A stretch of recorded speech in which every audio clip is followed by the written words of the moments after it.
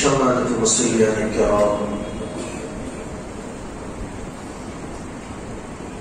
পরকাল সম্পর্কে আলোচনা চলছে।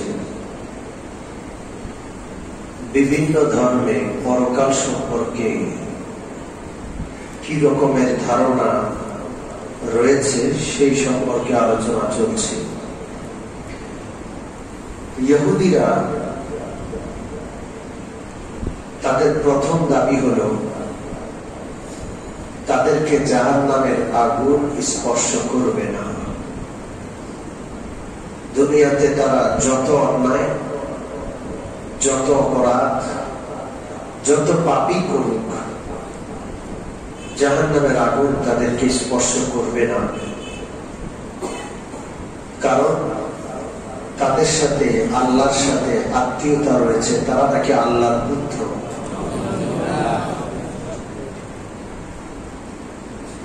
আর যদি কোনো কারণে জাহান্নামের আগুন তাদেরকে স্পর্শ করেও, তাহলে মাত্র কয়েকদিন, মাত্র 40 দিন তারা জাহান্নামের আগুনে জ্বলবে। এরপরে আবার তারা মুক্তি পেয়ে জান্নাতে চলে যাবে। মন করা কথা। তাদের এই মন করা বিষয়গুলো আল্লাহ কোরআনে উল্লেখ করেছেন। وَقَالُوا لَن تَمَسَّنَا النَّارُ إِلَّا أَيَّامًا مَّعْدُودَةً। তারা বলে আমাদেরকে জাহান্নামের আগুন স্পর্শ করবে না, যদি করেও মাত্র কয়েকদিনের জন্য। قُلْ أَتَّخَذْتُمْ عِندَ اللَّهِ عَهْدًا فَلَنْ يُخْلِفَ اللَّهُ عَهْدَهُ أَمْ تَقُولُونَ عَلَى اللَّهِ مَا لَا تَعْلَمُونَ। ও নবী, আপনি তাদেরকে জিজ্ঞেস করুন, আল্লাহর সাথে তোমাদের কোনো চুক্তি হয়েছে? তোমরা যা আকাম কুকাম সব করবা, সর্বোচ্চ 40 দিন তোমরা জাহান্নামে জ্বলবা, এই রকমের কোন চুক্তি কি আল্লাহর সাথে তোমাদের আছে? না, আল্লাহর ব্যাপারে মিথ্যা কথা বলছো তোমরা। সম্মানিত মুসলিয়ানে কেরাম, গত সপ্তাহে আমি বলেছিলাম 40 দিনের ধারণাটা তারা কোথায় পেল? আল্লাহ নবী মূসা আলাইহিস সালাম তুর পাহাড়ে তাওরাত আনতে গেলেন। 40 দিন সেখানে ইতিকাফ করলেন। কয়দিন? 40 দিন। وَوَعَدْنَا مُوسَى 30 لَيْلَةً وَأَتْمَمْنَاهَا بِعَشْرٍ فَتَمَّ مِيقَاتُ رَبِّهِ 40 لَيْلَةً। হযরত মূসা আল্লাহর হুকুমে তুর পাহাড়ে 40 দিন ইতিকাফ করলেন, ইবাদত বندگی করলেন। আল্লাহ তাকে তাওরাত দান করলেন। এই যে মাত্র 40 দিনের অনুপস্থিতি, এতেই বনি ইসরাইল গরুর বাচ্চার পূজা শুরু করল। আমি বিস্তারিত ঘটনা কোরআনের আয়াত থেকে গত সপ্তাহে আপনাদের শুনিয়েছিলাম। সামিরী তাদেরকে গোবৎসের পূজায় লিপ্ত করলো। হযরত মূসা আলাইহিস সালাম ফিরে আসলেন, প্রচন্ড রাগ।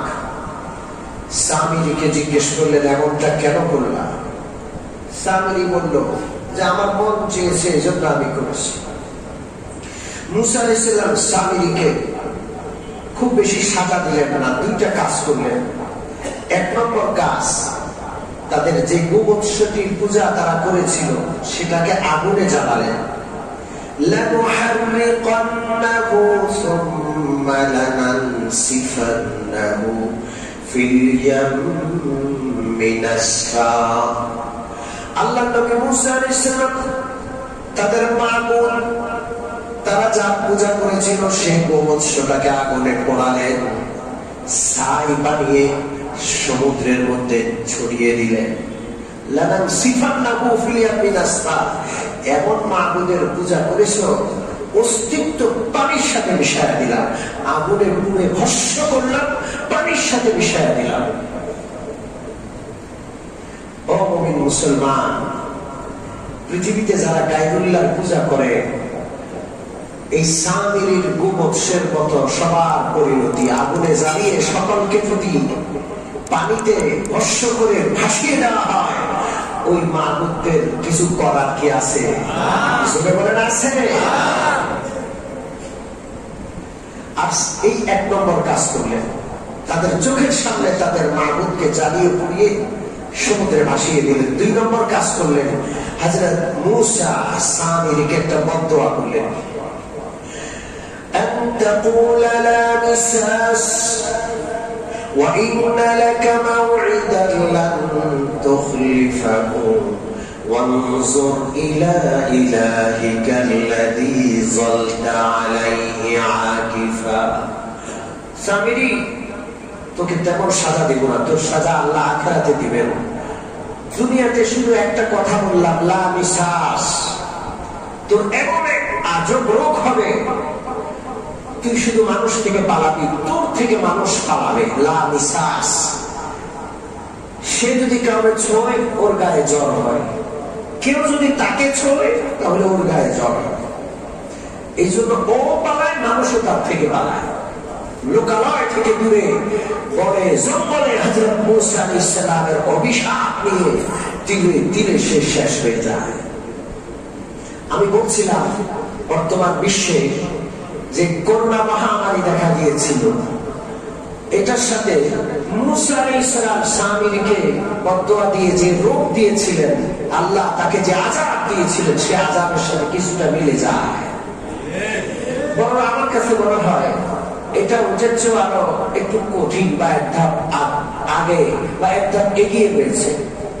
ওখানে তো সামিরীকে কেউ ছুঁয়ে বা সামিরী কাউকে ছুঁয়ে জ্বর হয়, এখানের অবস্থাটা বড় আজীব। করোনা এমন এক মহামারী, শুধু করোনা রোগীকে ছুঁয়ে না, করোনা রোগীও যদি কোন জিনিসকে হাত লাগায়, ওখানে যদি কারো হাত লাগে তাহলেও করোনা হয়ে যাবে, এমন একটা ধারণা সারা বিশ্বে দেওয়া হয়েছে। ঠিক না? আল্লাহর কি আজব হিকমত! সারা বিশ্বে সমস্ত যানবাহন বন্ধ হয়ে গেছে। কারো ক্ষমতা ছিল বিশ্বে একসাথে সবকিছু বন্ধ করে দেওয়া? একটা বিমান, একটা আকাশ যান আকাশে উড়ে নাই। সারা পৃথিবী একসাথে নিস্তব্ধ হয়ে গেছে, সমস্ত মানুষ ঘরে ঢুকে গেছে।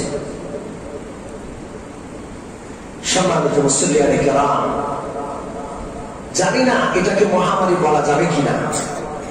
আমার মতে অন্য কোন দেশের জন্য মহামারী হলেও হতে পারে, আমাদের বাংলাদেশের জন্য করোনা এটা মহামারী ছিল না। আলহামদুলিল্লাহ বলেন। মহামারী তো ওটাকে বলা হয় যেখানে লাশের মিছিল শুরু হয়, কাফন আর দাফন করার লোক খুঁজে পাওয়া যায় না, একসাথে মরতেই থাকে, ওটাকে মহামারী নয়। আমার ছোট ভাইয়ের চাচা শ্বশুর, চাচি শ্বশুর এখনো রয়েছে, 11টা বাচ্চা ছিল তাদের। ওনারা অনেক বৃদ্ধ, এখন অনেক আগের কথা, সম্ভবত স্বাধীনতার আগে পরের কথা। কলেরা মহামারী দেখা দিয়েছিল, ওনাদের 11 বাচ্চা একদিনে মারা গেছে। একটাকে কাফন দাফন করে আসতে আরেকটা মরে, আবার কাফন দাফন ওটাকে করতে করতে আরেকটা মরে, এইভাবে 11 বাচ্চা একদিনে মারা গেছে। ওটা ছিল মহামারী। এটা কিসের মহামারী? এমন এক ভয় লাগিয়ে দিয়েছে, মৃত্যুর ভয়, সর্বনাশ, কোন জায়গাতেই ছোঁয়া যাবে না, প্যাকেট হয়ে গেছে মানুষ। ও মুমিন মুসলমান, ছোঁয়াচে রোগ শরীয়তে স্বীকার করে, কিন্তু যেইভাবে আমাদেরকে ছোঁয়াচের ব্যাপারে ভয় দেখানো হয়েছে, ভীতি প্রদর্শন করা হয়েছে যে ছুঁইলেই মরে যাব, এই রকমের কোন কথা শরীয়ত স্বীকার করে না। ঠিক না? আর এখন সব জায়গায় মানুষ স্বাভাবিক হয়েছে, শুধু মসজিদে আসলেই করুন। মনে রাখতে হবে, মসজিদে কাতার সোজা করা এটা ওয়াজিব, কাতার পূর্ণ করা ওয়াজিব। এই ওয়াজিব ছাড়তে হলে নিশ্চিত কোন একটা সমস্যা থাকতে হবে, একটা মহামারীর একটা গুজব বা একটা ধারণা যে হতেও পারে, এই রকমের কোন ধারণার কারণে কোন ওয়াজিব বিধান লঙ্ঘন করার অনুমতি নাই। এতদিন আমরা বিষয়টা বুঝি নাই, যেহেতু এটা আমাদের প্রথম অভিজ্ঞতা, জীবনে এটা এরকমের অভিজ্ঞতার সম্মুখীন আমরা হই নাই। আর এই বিষয়ে কথা বলতেও ভয় পাইতাম, যেহেতু আল্লাহ না করুন মসজিদে সবাই এসে একসাথে বসলো, সবাই করুণা হয়ে গেল, তো বলবে হুজুর বলছে আমরা বসছি এই জন্যই বেশি। কিন্তু এখন তো বিষয়টা এমন নয়, বাসের 2 সিটে যাত্রী পাশাপাশি বসছে, সরকার অনুমোদিত বাসের আগের ভাড়া ফিরে দিয়েছে, আগের ভাড়ায় বাসগুলো যানবাহনগুলো ফিরে এসেছে, ঠিক ঠিক না? সব জায়গায় মানুষ স্বাভাবিক ভাবে চলছে, যত সমস্যা সব মসজিদে। অথচ মসজিদে একসাথে কাতারে গায়ে গা লাগানো ওয়াজিব, সুন্নাত না কি?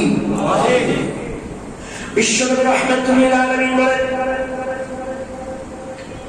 যদি তোমরা কাতার সিধা না করো, কাতার যদি বাঁকা হয়, আল্লাহ তোমাদের দিলগুলোকে বাঁকা করে দিবেন, সমাজে বিশৃঙ্খলা সৃষ্টি হবে, ভাইয়ের সাথে ভাইয়ের মতের মিলবে না, নেতার সাথে অনুসারীদের মতের মিল হবে না, এলাকায় গ্রুপ গ্রুপ ভাগ হয়ে যাবে কাতার যদি সোজা না হয়।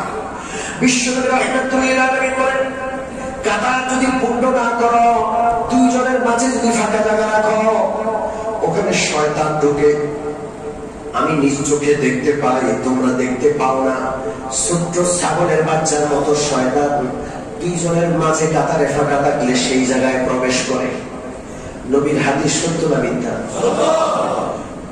এই জন্য আমি সরকারি সিদ্ধান্তকে যথাযথ শ্রদ্ধা করেও, যেহেতু আমরা মিম্বরে বসি, পবিত্র কোরআনের হাদিসের সত্য কথাগুলো বলা আমাদের দায়িত্ব রয়েছে, এই জন্য কোরআন হাদিসের স্পষ্ট কথাটা জানায় দিলাম। আল্লাহ যেন আমাদের বোঝার তৌফিক দান করেন। সম্মানিত মুসলিয়ানে কেরাম, ওই যে গোবৎসের পূজা করেছিল তারা 40 দিন, ইহুদিরা, তারা মনে করে তারা যত অন্যায় করুন, যদি তাদের জাহান্নামে যেতে হয় সর্বোচ্চ কয়দিনের জন্য? 40 দিনের জন্য। এর বেশি তাদের জাহান্নামে যেতে হবে না। আল্লাহ রাব্বুল আলামিন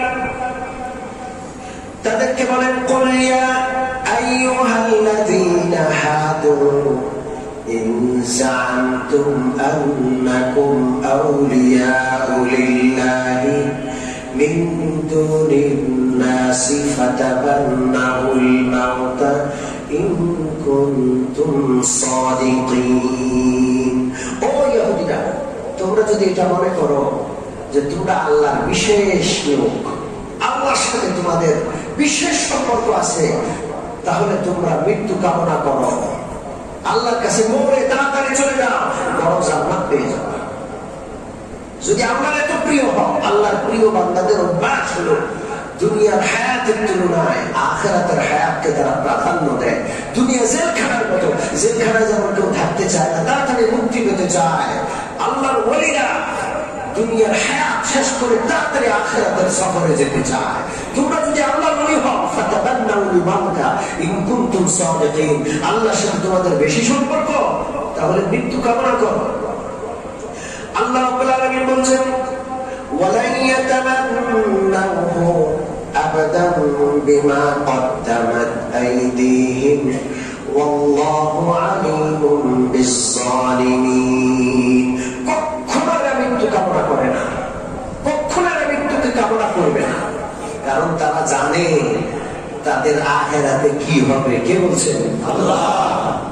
পৃথিবীর সবচাইতে মৃত্যু ভয় সবচাইতে বেশি হলো ইহুদিদের।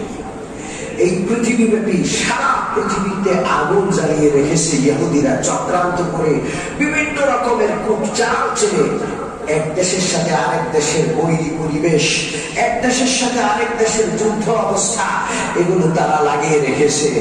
ও মুমিন মুসলমান, এই লোকগুলো জানে যে এদের আখিরাতে কি দুরবস্থা হবে, এই জন্য এরা মৃত্যু কামনা তো দূরের কথা মরতেই চায় না।